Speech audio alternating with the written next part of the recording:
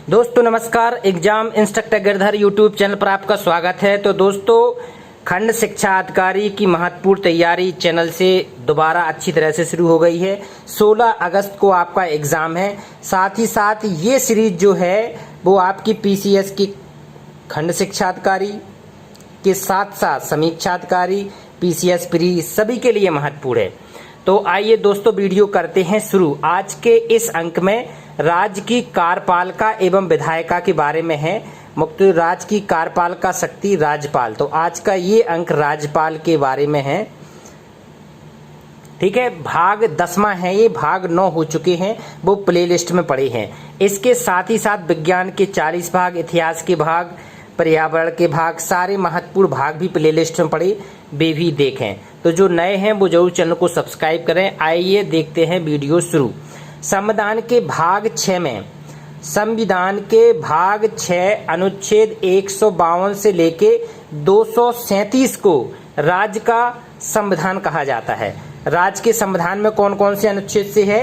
1 से 52 से लेके 237 तक भाग 6 में। ठीक है, संघ शासित क्षेत्रों की शासन व्यवस्था संबंधी प्रावधान किसमें है? संघ शासित प्रदेशों की शासन व्यवस्था संबंधी प्रावधान है भाग 8 में। भाग 8 के अनुच्छेद 239 से लेके 242 तक ये है संघ शासित प्रदेश। राज्य कार्यपालिका का संवैधानिक प्रमुख कौन होता है? राज्य की जो कार्यपालिका होती है उसका संवैधानिक प्रमुख होता है राज्यपाल। राज्यपाल होता है संवैधानिक प्रमुख। राज्यपाल मंत्री परिषद की सलाह के अनुसार कार्य करता है। कैसे कार्य करता है? मंत्री परिषद की सलाह। मंत्री परिषद का मुख्य कौन होता है? मुख्यमंत्री। तो उसकी मंत्री परिषद की सलाह के अनुसार कार्य करता है। मंत्री परिषद सामूहिक रूप से किसके प्रति उत्तरदायी होती है? मंत्री परिषद सामूहिक रूप से विधानसभा के प्रति उत्तरदायी होती है। विधानसभा की किसके प्रति होती है? विधानसभा के प्रति उत्तरदायी होती है। आगे देखते हैं, अनुच्छेद 155 के तहत राज्यपाल की नियुक्ति राष्ट्रपति के द्वारा की जाती है। अनुच्छेद 155 के तहत राज्यपाल की नियुक्ति किसके द्वारा की जाती है? राष्ट्रपति के द्वारा की जाती है। अनुच्छेद याद रखना, एग्जाम में यही विकल्प पूछे जाते हैं, विकल्प के रूप में चेंज करके। राज्यपाल के रूप में कार्य करने हेतु भारत की नागरिकता एवं 35 वर्ष की आयु अनिवार्य है। 2 बातों का विशेष ध्यान है अर्हता में। इनकी अर्हता के लिए एक तो नंबर 1 भारत का नागरिक हो, दूसरा 35 वर्ष की आयु पूरी हो गई हो। तो ये 2 अनिवार्य हैं, ये होना बहुत ही जरूरी है। अनुच्छेद 156 के तहत राज्यपाल राष्ट्रपति के प्रसाद पर्यंत अपना पद धारण करता है। राष्ट्रपति के प्रसाद पर्यंत अपना पद धारण करता है जब तक राष्ट्रपति चाहता है। वैसे इसका पद कितने वर्ष के लिए होता है? अगर किसी प्रकार का कोई व्यवधान ना हो और राष्ट्रपति इसको पद से ना हटाए तो ये इसका कार्यकाल 5 वर्ष का होता है। 5 वर्ष के समय तक ये कार्य करता है। इसके पहले भी ये अपनी स्वेच्छा से इस्तीफा दे सकता है, त्यागपत्र दे सकता है, इस पर भी रोक नहीं है। 5 वर्ष का होता है, लेकिन इसके पहले भी राष्ट्रपति को त्यागपत्र राज्यपाल दे सकता है। ठीक है, और जब तक नेक्स्ट राज्यपाल नहीं चुन जाता है, नहीं नियुक्त किया जाता है, तब तक, अगर 5 साल से ज्यादा भी हो गए, तब तक भी राज्यपाल कार्य करता रहता है। जैसे ही दूसरा नया राज्यपाल चुन जाता है वो अपने पद से स्वतः ही अपना खत्म माना जाएगा। अब आगे देखते हैं, 159 के अनुच्छेद से वह राज्य के उच्च न्यायालय के मुख्य न्यायाधीश या वरिष्ठ न्यायाधीश के समक्ष शपथ लेता है। एग्जाम में ये दोस्तों आता है, एग्जाम में ये पूछा जाता है कि राज्यपाल किसके समक्ष शपथ लेता है। तो ये राज्यपाल उच्च न्यायालय के मुख्य न्यायाधीश, अगर मुख्य न्यायाधीश नहीं है तो वरिष्ठ न्यायाधीश के समक्ष शपथ लेता है राज्यपाल।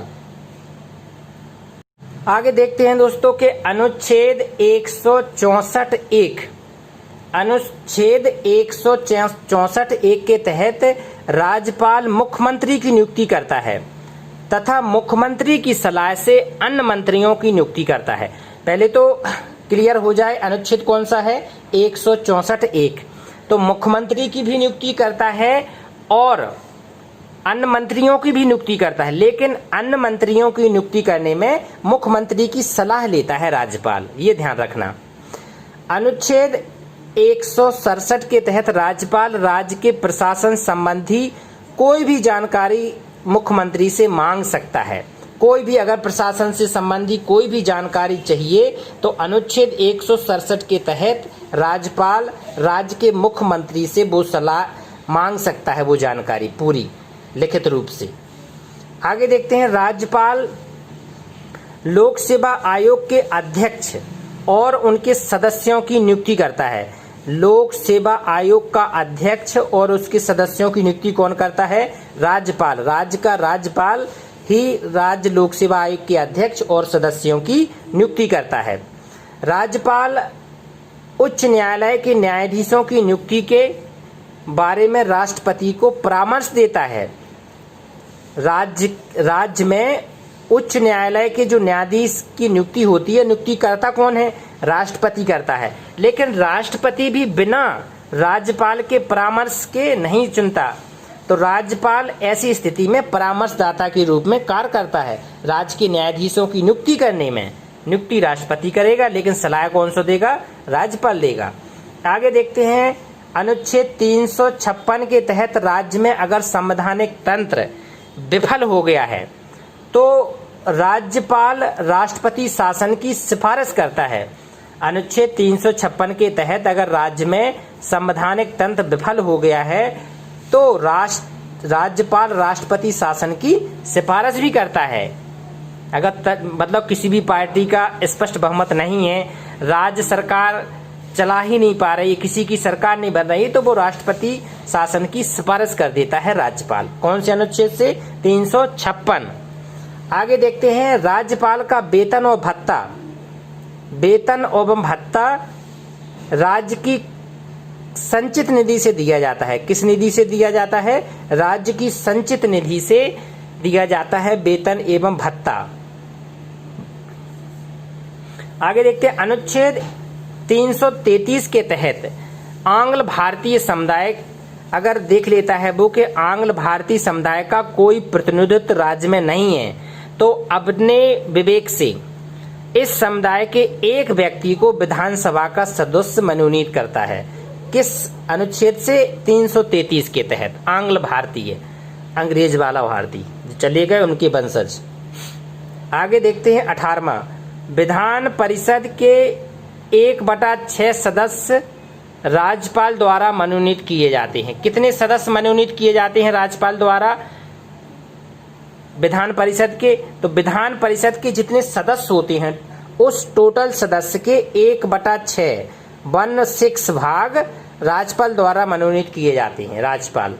आगे देखते हैं, राज्यपाल को अनुच्छेद 174 के तहत राज्य विधानमंडल का समय समय पर सत्र बुलाने, उसका सत्रावसान करने तथा विधानसभा को विघटित करने का अधिकार है। ये तीनों अधिकार किसको प्राप्त है? राज्यपाल को।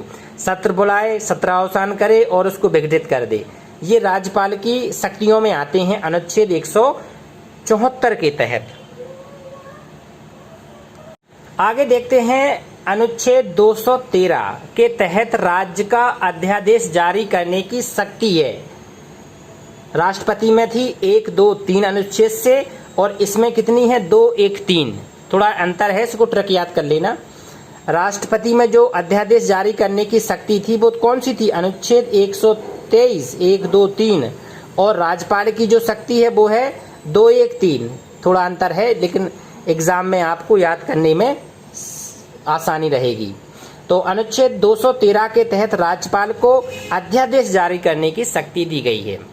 आगे देखते हैं, अनुच्छेद 202 के अनुसार राज्यपाल प्रत्येक वित्तीय वर्ष के प्रारंभ में वित्त मंत्री द्वारा वार्षिक आय व्यय का बजट विधानमंडल के समक्ष रखवाता है।